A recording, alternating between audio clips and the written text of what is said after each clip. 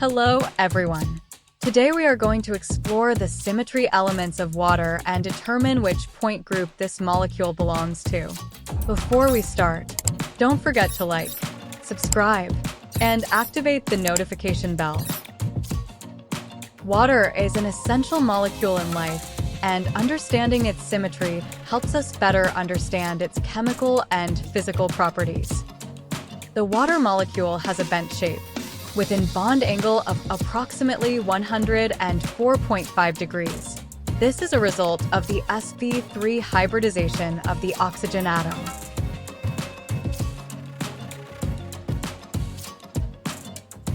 Water has two vertical symmetry planes.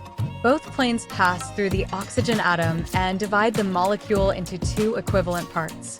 First vertical symmetry plane includes both hydrogen atoms and the oxygen atom, reflecting one hydrogen atom into the other.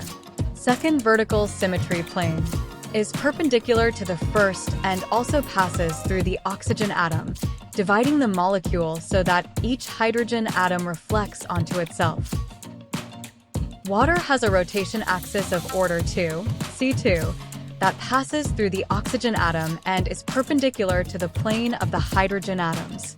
If we rotate the molecule 180 degrees around this axis, the molecule looks the same as before the rotation.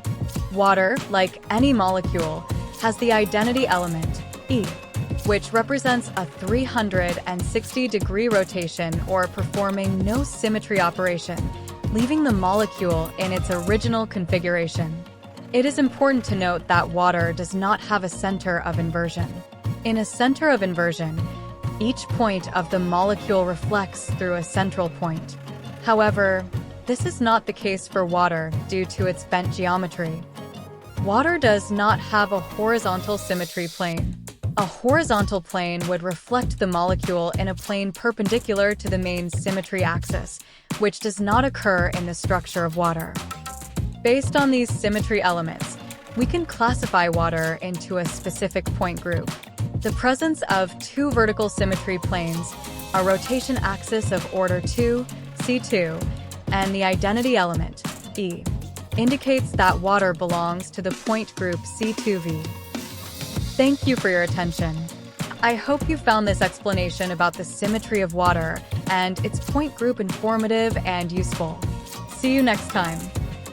Before you go, don't forget to give us a like, subscribe, and activate the notification bell.